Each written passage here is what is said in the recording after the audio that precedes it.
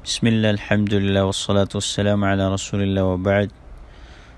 قال المصنف رحمه الله: وتحذف زيادات الرباعي، او حذف کولې بشي زیادات اسم رباعي كلها طول مطلقا، دا ټول حذف کولې شي مطلقا، یعنی په هر حالات کې چې نو دا به حذف کولې شي. مطلقا مطلب دا دی چې هر څنګه په هر حالت کې نو دا به حذف کولې شي.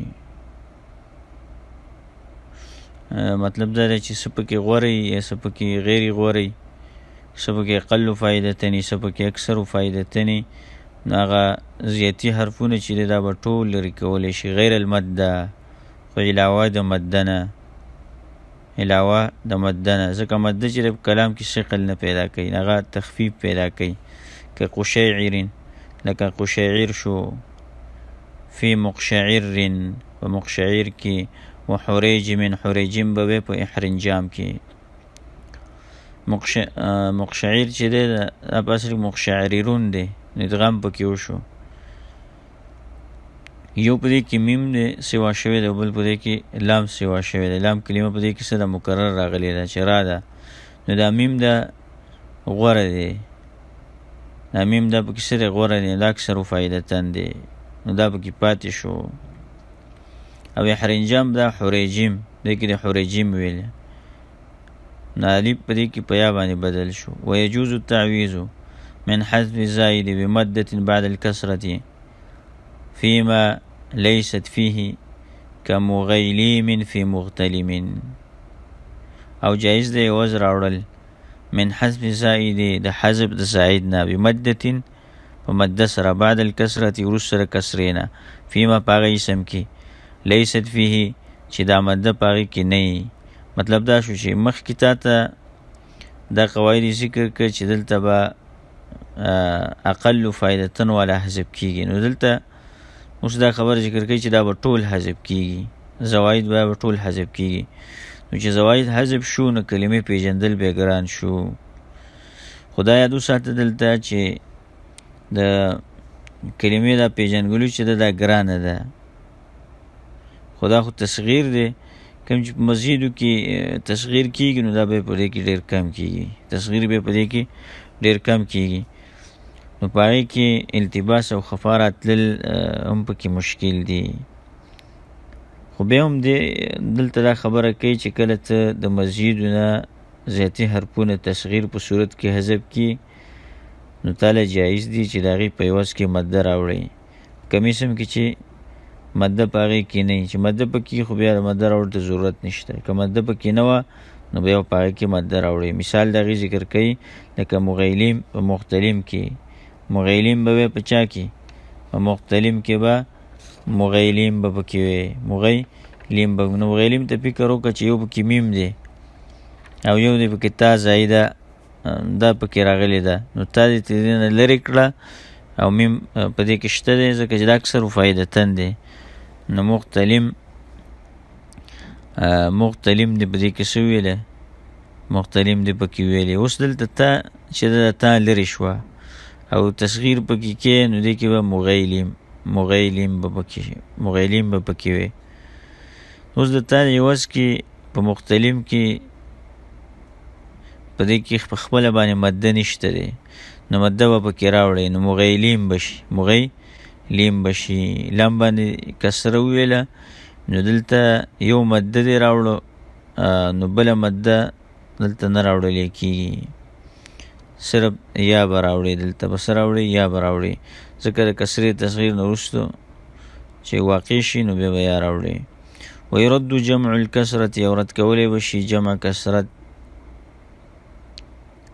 ويرد جمع الكسرة لا اسم الجمع، او رد کولی بشي جمع کسرت نه اسم جمع ته، الى جمع قلته، دا با جمع قلت ته بسکی نقل کولی شي. دا بل قاعده ذکر کوي چې جمع کسرت ده او یو جمع قلت ده. جمع قلت دغه محدود اوزان دي چې هغه څلور اوزان دي، چې هغه افعال او افعلة او فعلة. او جمع سالم مذکر یا د مؤنث دا وزنونه په دې کې قلت کې راځي نو چې هغه حساب کې نو به شپږ جوړیږي. نو دا جمع قلت چې د دلالت کوي د دریونه تر نهو پورې، دا بنا په یو قول باندې، یا دریونه تر لسو پورې، دا بنا په بل قول باندې. نو بیا جمع قلت جمع کثرت چې دا نو هغه بعضې وایي چې جمهور قول دا دی چې د دریونه واله تر ما لا نهایت له پورې دلالت کوي، دا د بعضو نظر دی. او بعضې پکې داسې وایي چې د جمع قلت د آخري سر نه واله الی ما لا نهایت له، خو د اولنی قول علما ترجیح ورکوي، دغه غوره قول دی، دغه غوره قول دی، دغه راجح قول دی په دې کې.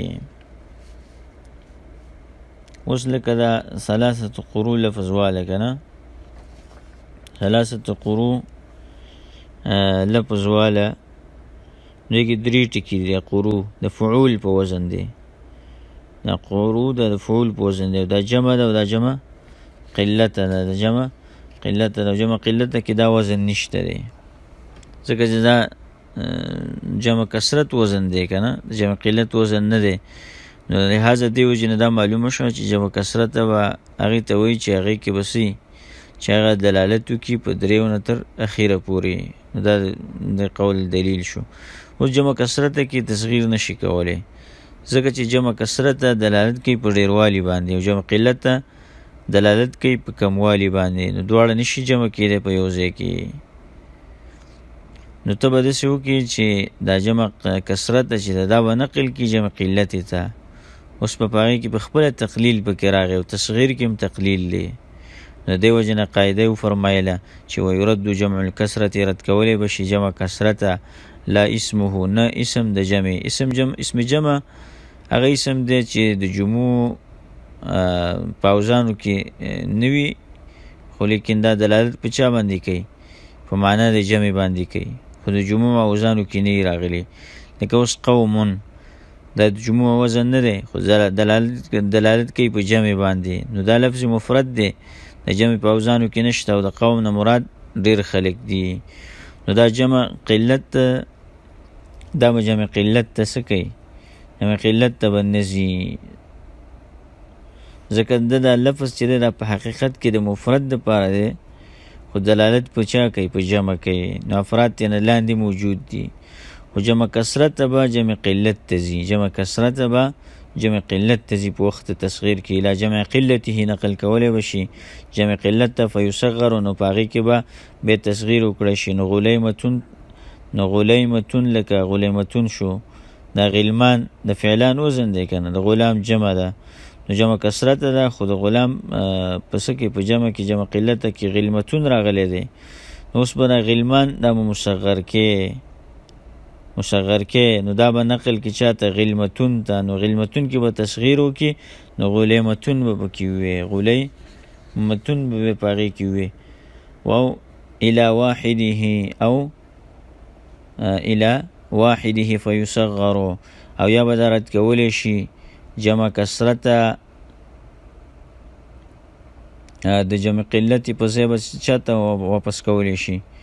مفرد خپل ته واپس کولی شي. اول کې خو دا ویلي چې جمع کثرت به جمع قلت ته واپس کېږي، اسم جمع ته به نه واپس کېږي، نو بیا به تصغیر کېږي. اوس دلته دا خبره کوي چې جمع کثرت چې دا به واپس کېږي به الی واحده خپل مفرد ته فیصغر، نو بیا به د دې تصغیر وشي، د مفرد تصغیر به وشي. ثم یجمع جمع السلامه، بیا به جمع کړی شي، دا څه جمع به کړی شي په جمع سالم سره، که غلی نحو غلیمون و دویرات، لکه غلیمون او دویرات شو.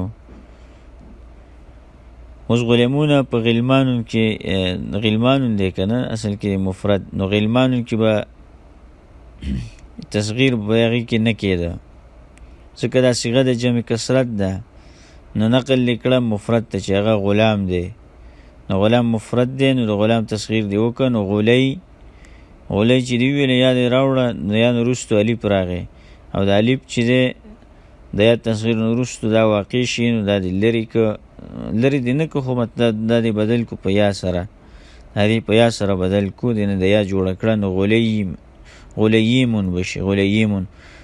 اوس دې جمع که په واو نون سره، ځکه دا غلام مذکر دی، مذکر چې دی په جمع سالم باندې جمع کې نو په واو نون سره به جمع کي په حالت رفعي کې، نو غلییمونه داسې دې پکې ویل. او دویرات دا دوورو نه جمع ده، نو تصغیر دې پکې کو نو مفرد دې ته به ګورې، دوورو دې کې خو تصغیر نه کېده، دا جمع ده، نو نقل لیکې مفرد ته چې هغه دار دی. نو دا دار په اصل کې دورونو که نه، بیت دار جوړ شو. نو دا نو دې کې به څه وی، دار کې به تصغیر وکړه نو دویرتون به پکې وی، بیا به جمع کې په الف او تا سره، نو دویرات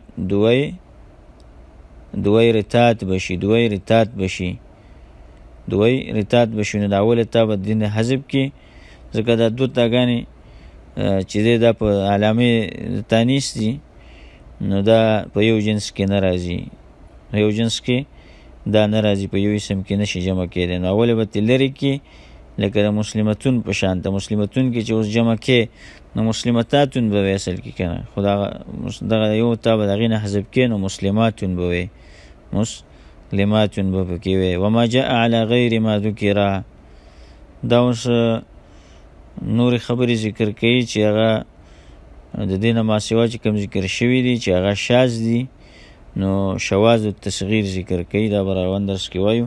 هذا وصلی الله علی نبینا محمد.